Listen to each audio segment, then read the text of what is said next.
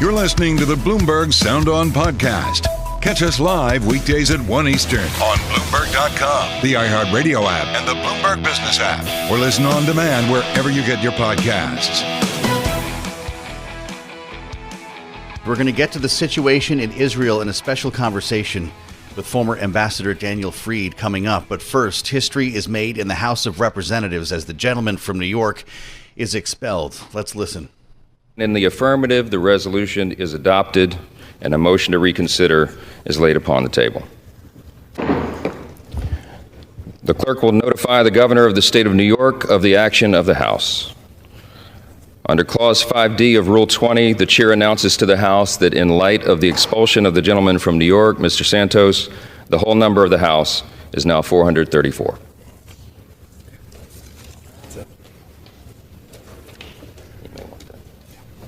There you have it, the Speaker of the House, Mike Johnson, presiding. 311 to 114 to remove George Santos. Fascinating. 105 Republicans voting yes. A majority of Republicans, that means. This was, again, 311 to 114. A majority of Republicans voting to keep George Santos in Congress. Fascinating. As we write on the terminal, the only real surprise was that it took so long. And that's where we start our conversation with Jonathan Tamari of Bloomberg Government. He was on the Hill. He was in the House when this happened. And Jonathan, it's great to have you here. What's next now for this seat, and what's next for George Santos? Well, for George Santos, I think it's anybody's guess, honestly. I mean, just based on the wild ride that he has taken us all on these past months, I don't think we could rule anything out as far as what he's going to do next. He did not make that clear when he was leaving. As far as the seat, I mean, this is going to be a competitive seat. It was one when he won it. It's a seat that Democrats are going to go after in any kind of special election that happens. And so it's going to be, and now Republicans don't have the power of incumbency to try to hang on to it. So it's going to be one of those key House seats to watch in the coming year. And for the time being, it leaves Republicans short one vote with an already really narrow majority. To your point, it sets off what will be an important and competitive race here. The governor will announce a special election. Is that right? Kathy Hochul has 10 days to get the ball rolling on that? That's my understanding. And now I have to admit, I'm not clear on exactly how quickly that special election will happen. It usually takes some time to just get the mechanics and the machinery of an election in place for each party to nominate somebody, to get ballots printed, and notices sent out to anybody who needs to vote. But that is my understanding of what the general next step is, yes. It must occur then between 70 and 80 days after the proclamation. To give you a sense of the timeline here, Jonathan, lastly, it's important to note the breakdown here. As I mentioned, 311-114, a majority of Republicans voting to keep George Santos in the seat. 2 Democrats did as well. What did that have to do with? Was this about the fact that he was not convicted? What are you hearing from folks like the Speaker himself and the Majority Leader who voted not to expel George Santos? Yeah, and in the entire House Republican leadership, uniformly voted to keep him in Congress. The argument that you hear in public is that they're afraid of setting a precedent, that this was not a criminal conviction, that they don't want to be kicking people out of Congress for something that's who has not had his day in court, so to speak. Other people would point out the Ethics Committee did a full and thorough investigation and reached their own conclusions. I think there is certainly some manner of politics involved here, Republicans knowing how hard it's been for them to pass their legislation with the majority as it is, much less down one person. And I think there's just, frankly, a bit of tribalism that comes with any of these votes, that people just go to kind of shirts and skins in Congress sometimes. And, 112 Republicans voted to keep him in office. And I think that is one of the driving factors in almost every vote that happens, including this one. So we're now back down to 434. And that is the Congress and the House of Representatives that Jonathan Tamari will be covering from Bloomberg Government. Jonathan, it's great to have you back with us here. We'll get into that more with the panel with Rick and Jeannie a little bit later on as we turn our attention on a day where we have multiple stories developing before our eyes. The situation in Israel now resuming its war against Hamas after this week-long truce, the one that was extended a couple of times. It got to 7 days. And within 2 hours of the truce coming to an end last night. Airstrikes resumed in Gaza. 35 people were killed, according to Palestinian health officials. We want to hear from the Secretary of State, Antony Blinken, speaking earlier about how we got to this point and where we go from here. He says Israel has agreed to a clear plan to help avoid civilian casualties going forward, speaking as well to humanitarian aid. Here's the Secretary of State. We saw Israel take steps immediately today to start to get information to people about where safe areas are, how they can get out of harm's way. And we're just talking about right now today, and I haven't had a chance to see exactly what happened today. I have seen that information start to get out. I saw the plans that Israel has in a multiplicity of ways to do everything possible to protect civilians, including making sure that they have the information they need and that there are ways to accommodate them. And so this becomes a story of statecraft more than ever as the Secretary of State speaks there from the tarmac. And that's where we begin our conversation with Daniel Fried, Weiser Family Distinguished Fellow at the Atlantic Council. He's former ambassador to Poland, former National Security Council senior director, and spent time as well as Assistant Secretary of State for Europe. Mr. Ambassador, it's great to have you back here. What is the Secretary of State's role this could be any scenario that we're talking about, in dealing with an ally, a foreign government, in trying to control their actions in a time like this, when it comes to hammering out a deal that he was describing, a clear plan to limit casualties? To what extent can the Secretary of State drive that conversation? Secretary Blinken has both immediate and longer range tasks before him. And if he looks tired, which he does, it's because he is tired. This is not easy work. He needs to keep things from flying completely apart in the Middle East, to counsel the Israelis to have due and frankly better regard for the civilian casualties of their military operations against Hamas. He will, if he can, try to negotiate, I suspect, a new ceasefire to resume the exchange of Israeli prisoners and Hamas hostages. And he has to do all of this with his eye on the ball of an actual settlement.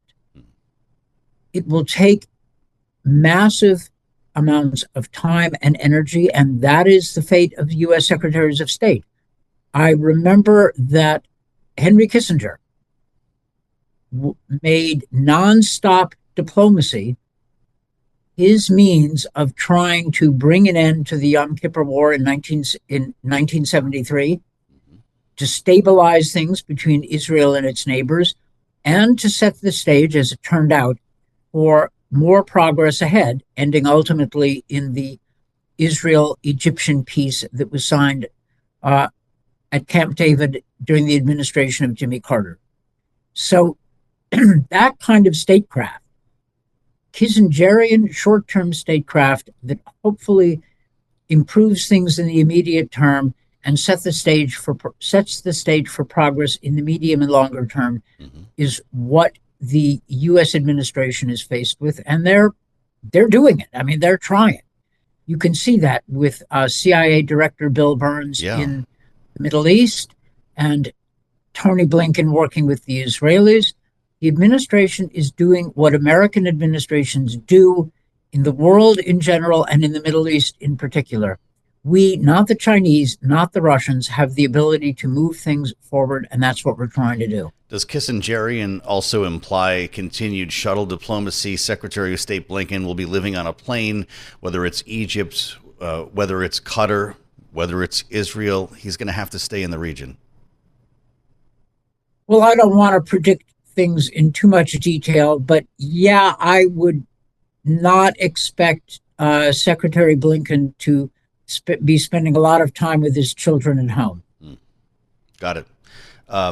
That said, what do you make of the CIA director being in the middle of this, Ambassador? He's not a diplomat, but our chief intelligence official has been in the middle of this entire deal-making process in Qatar.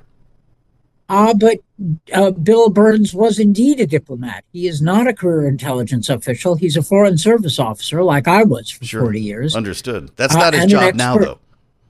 No, but he was an expert on Russia and the Middle East. He brings a credibility and a depth of knowledge. And frankly, it's not a bad idea to use all the assets you've got. Yes, I detected in your question a bit of surprise that a CIA director would be engaged in what is frankly diplomacy. But when you're dealing with a situation like the U.S. is dealing with in the Middle East, you want all the assets you have to be working full out to try to make things better. Mm-hmm. And Bill Burns has a lot of credibility in the region. He knows it well. And I'm glad he's all in. Ambassador Freed, the Wall Street Journal is reporting today, pretty remarkable when you consider the worries that many have had about a second or third front opening, that Israel's intelligence services are preparing to go throughout the region, if not around the world, to assassinate Hamas leaders, setting the stage, as the Journal writes, for a years-long campaign to find those responsible for the October attack. That means hunting down people in Lebanon, in Turkey, in Qatar, maybe even Russia. Knowing Israel's history with assassinations, particularly against Hamas leaders that have even included a remote control rifle at one point to kill a nuclear scientist in Iran, how worried does that make you about a second or third front opening? Israel was attacked by Hamas. Hamas is not a government. Hamas is a terrorist group, and its brutality was on display. Mm-hmm. If you asked me what of my preference, I would rather have Israel engaged in targeted, discrete actions rather than wholesale bombing, which kills lots of civilians. Israel's options aren't good. The United States has rightly been pushing the Israelis to up its game with respect to the Gaza military operations and not create so much death and destruction. So we cannot tell the Israelis at the same time to act in a precise manner and then not act in a precise manner against Hamas. Mm-hmm. Hamas is an enemy of all. I'd rather have the Israelis focused on a legitimate target than going after targets in Gaza, which end up with a lot of innocent Palestinians dead, displaced, or injured. How about that? I only have a minute left, Ambassador. I don't want to rush you out here, but the New York Times, meantime, is reporting that Israel actually possessed Hamas's detailed attack plan for October 7th for more than a year, decided it wouldn't likely become reality. To what extent is this an intelligence failure? Oh, it is a big intelligence failure. I am sadly familiar with instances in which intelligence analysts have correctly discerned an adversary's intentions only to be ignored by the system. I've seen this. I have some personal experience with this from my own career. It happens. It was a failure because the intelligence assessments, according to the New York Times, and the article felt right to me, according to that article, the intelligence assessments coming up collided with a preset series of judgments and prejudices from the Israeli establishment that Hamas was incapable of conducting such an operation, and that Hamas was intimidated by Israel. Yes, right. This was an error of judgment. I've seen these errors before, including in my own government. Always a fascinating conversation with the Ambassador Daniel Freed. We thank you, as always. Have a great weekend, sir. This is Sound On. I'm Joe Mathieu, only on Bloomberg. You're listening to the Bloomberg Sound On podcast. Catch the program live weekdays at 1 Eastern on Bloomberg Radio, the TuneIn app, Bloomberg.com, and the Bloomberg Business app. You can also listen live on Amazon Alexa from our flagship New York station. Just say, Alexa, play Bloomberg 1130. George Santos expelled from Congress earlier today. We brought you the details a bit earlier, and we're going to dive into this a bit more because there are a lot of questions about what happens next to this seat, and you better believe that Bloomberg is all over that story. Santos expelled from Congress after tumultuous year of lies, I read on the terminal, and Simone Foxman is taking this a step further to understand what's going to happen next as Kathy Hochul prepares for a special election. She's with me here in New York. Simone, it's great to see you. Thank you for coming back to talk to us today. Jim. The story yesterday was Andrew Cuomo. Today it's another guy who's considered a troublemaker by many, George Santos. You've got a special election that you're going to be covering here, it looks like, soon. The governor has 10 days to deliver the proclamation. Yes. And then we have 70 to 80 days from that day. So overall, we're looking probably going to see a special election sometime mid to late February. Okay. But, it's going to be an election where there's going to be a lot of national dollars rolling in. We see this as a tightly contested election. And I think it's also a first test for the Republicans, who were able to pick up quite a few seats in New York back in 2022. That was really a surprise. And that was a key bit of what propelled them to the majority in the House. So this is going to be an important election. Well, Democrats seem awfully optimistic about this. They think this is already over. We're going to flip that seat. Did it become more difficult for them to do that? Having George Santos removed a year before the election, giving Republicans that much lead time to kind of reframe what happened? It's interesting because initially they have probably the candidate with the most name recognition in Tom Suozzi. He did represent that district before 2022. He's there. He exists. He's loud. People know who he is. He, by the way, did not run for that seat in 2022 in order to take on the governor, and that was a failed campaign. So now he's back. On the Republican side, there just aren't as many visible challengers that are really super well known. And so I think it gives the Democrats an edge in the near term. That said, do you come back in November and have a replay of this race is probably the case. So the calculus there is a little bit less clear. You surprised to see the numbers on this? A majority of Republicans, including the leadership, voted to keep him in his. Well, there was some momentum gaining pace right ahead of this vote. We really weren't sure which way it was going to go, and it seemed very obvious earlier in the week that he was going to be expelled. Then kind of the momentum shifted, but finally at the end, the thing is, these seats, each seat is crucial to kind of keeping the Republicans dominant in the House, and so. You have a guy who lies very loudly. He was already going to be on his way out at the end of 22. Maybe people were holding their nose and saying, okay. Well, we, were doing some speculating earlier, and you probably have done a bit yourself, maybe if only thinking quietly about what might be next for him. First of all, it's going to court, right? Do we know what it looks like for George Santos, what the year ahead might include in terms of seeing him in the throes of legal struggles, or will he be free to write a book, to go do reality TV, or what might be next? I can speculate here. He says he's going to be pretty loud. He's going to name names. I think we should expect something. So what's his platform? He's going to start a Twitter show or something? But he's become this sort of counterculture figure, right? That's why someone's got to give him money to do something. I imagine I still say Dancing with the Stars, but it could be a book, it could be an expose of some sort, whatever. He's not going to be sitting home alone, I'm guessing. No, I don't think so. But he is going to have to face what looks like a pretty serious allegations. And I'm sure we will hear the play-by-play. That will be the news that Santos is involved in. And you never know. I think the establishment has very much written him off. They don't think he has that much to say, but sure. We'll see, I guess. People pay for crazy things, as you know.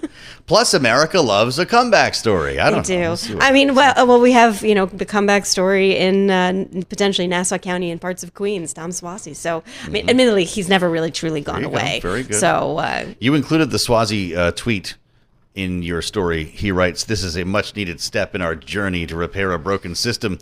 We must prove beyond our petty partisan performative finger-pointing and address the real problems Nassau and Queens residents face. Let's fix this." To your point, he's here. He's loud. And so there are a few others, Yeah. there are a few others. Anna Kaplan was one. A lot of people were speaking about, and the party potentially considering.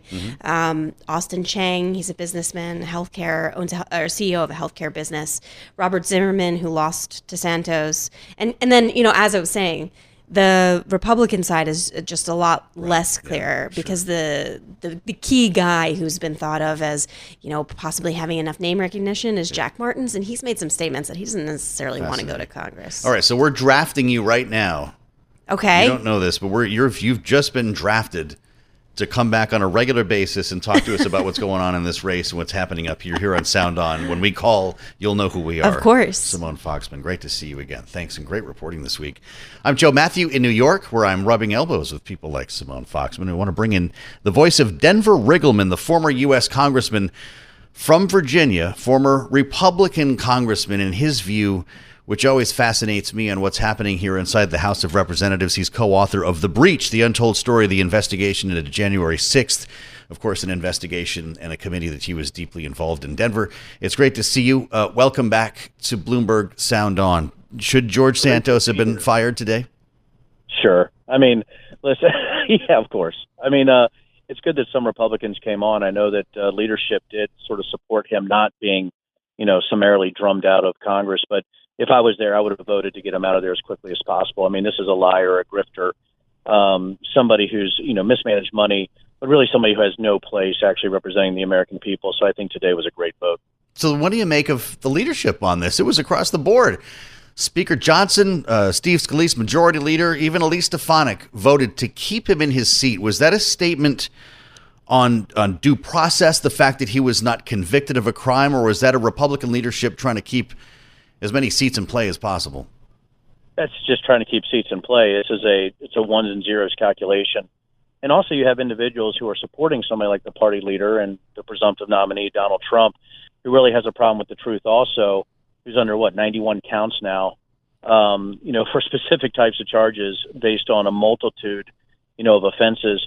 So I think you just have a Republican Party, and, me being a part of it, it's sad to say, but it seems like more than a majority, even if you look at the January 6th vote to object to the electors, more than the majority are more worried about their own job or supporting the party leader, or actually voting in a way that might protect their own self-interest going forward rather than what's best for the American people. And I think it's an indictment on where they're at with their integrity, their morality, and actually they think most of us are stupid. And I think many people are looking at George Santos and saying, this guy is such a sleazeball, such an underperformer in the American dream, and such an individual that nobody wants around, that he needs to be out of there. But these guys, they would rather vote for somebody so they can keep that slim majority going forward. Boy, well, that's quite an answer. I'm sorry, really taken. I try to be blunt. No, that's why we called you. I'm just taken by. You know how hard it is to be elected to Congress. You know how hard it is to join the Republican conference in the House. How does something like this happen to begin with? I think it's a slow descent into madness. I mean, if you look at my guess is when they're looking at polling and fundraising, right? They're looking at polling in their districts, they're looking at fundraising in their districts, they're looking at all the crosstabs, all the things that the people are worried about in their base and their districts. They are much more worried about being elected than in doing what's right. And I think I had to grapple with that, Joe. Like I had to grapple with that, like taking a vote for the conference, which might be at the best not a great vote. Or saying, hey, do I have to listen to my base on this when I think that they've gone nuts, when they actually think the election is stolen, or they believe that there's a cabal of, globalists that are actually harvesting children in basements? I mean, do I really want to go along with this? And they've said yes. So I think the GOP is going down where they're a fantasy-based party. And once that happens, it's very difficult to have any real policy discussions. And I think that's why you're seeing Congress being so ineffective, is that, you have a lot of people in Congress now that think The Lord of the Rings is a documentary. And I think that's going to be a problem going forward. Well, look, to that end, George Santos says he's going to take as many folks with him as he can, that he's surrounded by other members of Congress who have done things that he knows about that could get them fired. There's talk about, setting precedents here. Is this going to be the new weapon? Everybody's get an expulsion vote when they make somebody angry? No, that's a good question, actually. But as far as George Santos is concerned, I don't think that at all. I don't think George Santos has anybody else that he can actually bring down, He's not going to have receipts. The guy's an inveterate liar. He's pathological. He doesn't even know who he is. He's a con man. So who cares what he says, right? It's like my grandfather said it best. It's like a fart blown in the wind, right? That's what George Santos is. So anybody who's taking this guy seriously really has an issue. Don't take him seriously. He's an idiot. And I think people need to start realizing that it's okay to call an idiot an idiot. We're going to find out how Denver Riggleman really feels at some point here. I mean, coming off the poop map last night in the debate, Denver, I don't know how to keep up with you on this, but I understand where you're going here. What does Speaker Johnson, with everything that you just said, have to look forward to in the new year? Because we're talking about another CR potentially now, if not a government shutdown. Is that the one that gets him fired? Will he join Kevin McCarthy in the cafeteria? You're in my head. You're in my head. There could be a far-right revolt. I mean, listen, crazy is very hard to negotiate with. And I've always said, crazy has more energy than sanity. And, Mike doesn't actually, based on what he's done in the past and what's coming out about Mike Johnson, I know him, I've met Mike. He's a nice guy to talk to in person. But he's also like to flirt with the insanity of the far right. And if he doesn't go down that line after the promises that he's made or what he's identified himself to be, crazy, again, is hard to negotiate with. And there's a lot of energy there. It's white hot. And sanity does not have as much energy as crazy. So he better buck up, because what I think is going to happen, is that the far right individuals that are trying to satisfy their base, they're going to have to scream and yell at him for a while, and he's going to have to manage that. We heard yesterday, though, that the Freedom Caucus, Andy Biggs and Scott Perry, are pulling back on demands for steep discretionary spending cuts. It looks like we're going to have the same top line number, if they ever do get a budget, that was hammered out in the debt ceiling deal that led to Kevin McCarthy's firing. What must be going through his head right now? Well, I mean, McCarthy, listen, you negotiate with terrorists that aren't that bright. That's what you get. And I think that when I talk about political terrorists, my friend, and yes, thank you. I think I think the other side of that is that hypocrisy, is the number one thing in politics, and integrity and being elected are sometimes are mutually exclusive. And really, those are phone calls from Donald Trump. That's just Biggs and Scott Perry trying to keep Trump happy, making sure they're in lockstep going through 24. I mean, they're not doing that in a vacuum. So that's really what I think that is that's a political calculation, because really, they're crazy, but they're not crazy enough not to get paid and not to get elected and not to be in Trump's quiver. Well, I don't know how we get a border security agreement here. I know they're working on one. Considering the environment that we're in and the Congress that you're describing, should I just stop asking people about funding for Israel and Ukraine? Because the clock's ticking. We're getting nowhere on this, it seems like. We are getting nowhere on this. And I think, again, it goes to the fundamental, I think, goodness, that's pretty a strong word, but I've used some strong words. But I think it goes down to really the fundamental problem in Congress, that it's ineffective, because nobody's actually making decisions for the American people or what's best in foreign policy. And you have individuals who, barely graduate high school or can't tell the difference, between a conspiracy theory, right, and a cafeteria. I mean, that's the truth of it, that you have those kind of people making decisions. I think that's what scares me and scares a lot of the American people, is that the baseline is crazy. And if that's the baseline, it's going to be difficult to do things like fund Israel or Ukraine, or to even have a reasonable debate about it. Wow. Well, okay, in that world, then you project a year out, Democrats take the House? I do. I think the Democrats take 20 to 30 seats. I think I really do. And by the way, I think it's going to be one of the craziest years we've ever seen. 2024, I think there's going to be violence, but I also believe that the Democrats could take the House and Trump could win the presidency at the same time. Wow. So that's where I think that is a real possibility. Political violence. Oh, yeah. I think by spring of 2024. And, and people forget about Pelosi. I think Paul Pelosi, they forget about individuals sneaking into homes. I believe it. Right, they do. Jake Sullivan, right? I think those types of, isolated incidences, we think they're isolated. I think they could become more commonplace. And that scares me, because people think this is a battle against good and evil. If you have people who believe this is an apocalyptic battle, I think that's going to be a problem. Glad you could join us today. Former Congressman Denver Riggleman, the Republican from Virginia, free to speak. And boy, he uses the opportunity. It's good to speak with you, sir, as we head into a weekend with more madness in the House. George Santos is fired, and we don't know where we're going next. Only here on Sound On. This is Bloomberg. You're listening to the Bloomberg Sound On podcast. Catch us live weekdays at 1 Eastern on Bloomberg.com, the iHeartRadio app, and the Bloomberg Business app, or listen on demand wherever you get your podcasts. On this vote, the yeas are 311, the nays are 114, with 2 recorded as present. 2/3 voting in the affirmative, the resolution is adopted, and a motion to reconsider is laid upon the table. The clerk will notify the governor of the state of New York of the action of the House. Under Clause 5D of Rule 20, the chair announces to the House that in light of the expulsion of the gentleman from New York, Mr. Santos, the whole number of the House is now 434. 434, right back where we were 2 weeks ago. George Santos packing his bags now.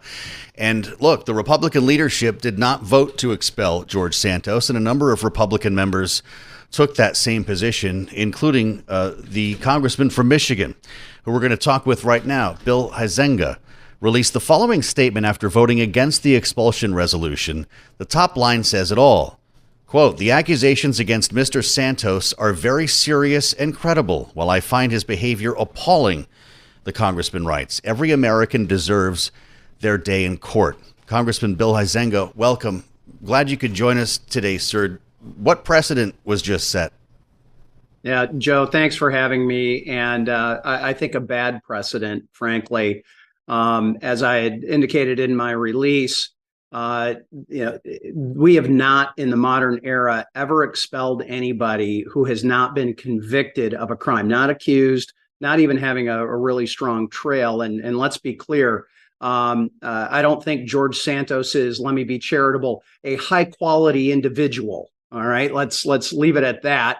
But at the end of the day, I'm afraid that this is a slippery slope to the further and deepening politicization and weaponization of the processes that we've seen here in Washington, D.C. And so, look, we know if you look at individuals like Charlie Rangel and others who have had serious issues, including being, tax fraud in Charlie Rangel's circumstances, they were not removed from office.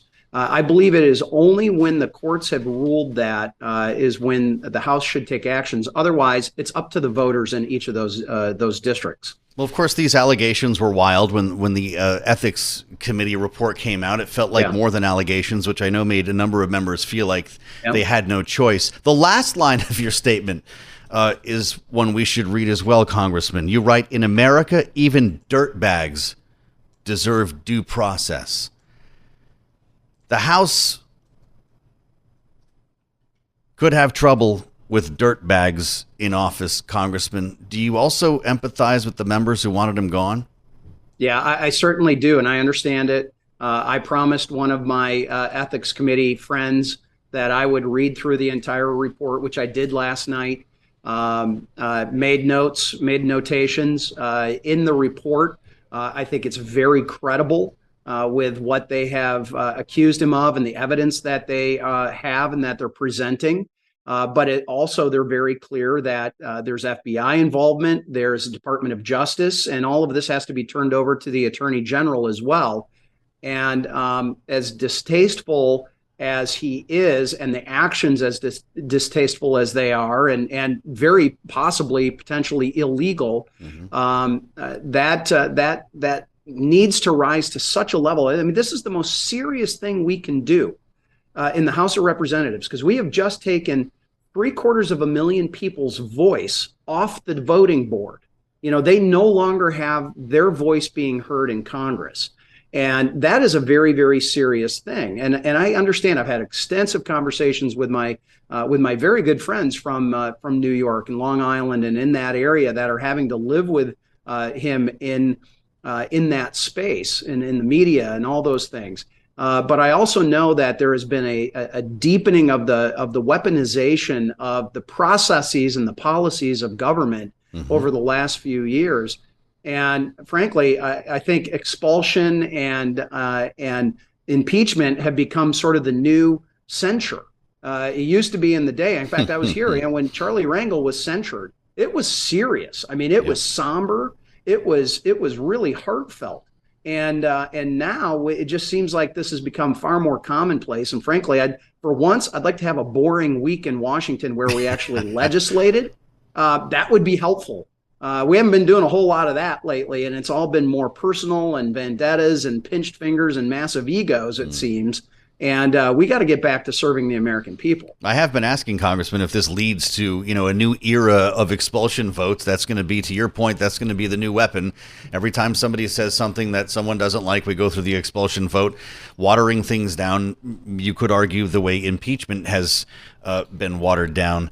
But it's important to note, you're down to 434 members again. You've got a very slim margin as a Republican majority, and you testified before the Budget Committee recently in support of your Fiscal Commission Act to save Social Security from a massive cut in the next decade. How do you get anything like that done on a serious level when it comes to policy and spending with such a thin majority? Yeah, well, here's the real truth of the matter is, something like that is not going to happen on a partisan vote line. That has to be bipartisan. It has to be bicameral, meaning both the House and the Senate have to agree on a direction. And that's why I'm actually very, very encouraged by what happened earlier this week with our hearing in the Budget Committee. My bill and I'm paired up with Scott Peters, a Democrat from California. We share something called the BFF, the Bipartisan Fiscal Forum, and we're very focused in on our debt and our spending and the deficits that have been created. There was another bill that had been introduced by Ed Case, a Democrat out of Hawaii, and Steve Womack, who is a congressman out of Arkansas. That bill was discussed as well. But it was really more broad themed than that. And then after us, the next panel that came in was Mitt Romney and Joe Manchin. And they have introduced language in the Senate that's modeled on the bill that Scott and I introduced. Mm-hmm. And we've been working very closely with them. And here's what I do know. In a hyper-partisan era right now, this is going to be maybe even harder than what it had been back in the 80s when Ronald Reagan and Tip O'Neill and others were working on these issues. But I also know that with our debt, $33.8 trillion with a T, and the interest on that debt now outstripping what we are spending on every program that deals with women and children, almost eclipsing every dollar that we spend on the Defense Department. It is crowding out, that interest payment is crowding out our other priorities. And that's what I'm hoping is going to allow Republicans and Democrats to get together and say, you know what, enough is enough. We've got to figure out how we save this system, because this isn't a Republican saying this or a Democrat saying this. This is the trustees of the trust fund for Social Security that says, in 9 years, if we do not have a solution to this, there will be an automatic 23% cut to every single payment. And guess what? I might be okay. You might be okay when in our later years. I turn 55 next month. I got a little bit of runway here. But guess what? I went to high school with people that don't. You're still a young man, Congressman, and you're grabbing the third rail. I appreciate your coming on to talk to us about it, including your vote today. Bill Huizenga. I'm Joe Mathieu. This is Bloomberg.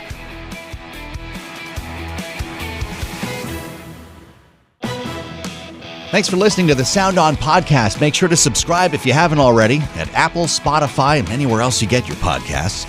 And you can find us live every weekday from Washington, D.C. at 1 p.m. Eastern Time at Bloomberg.com.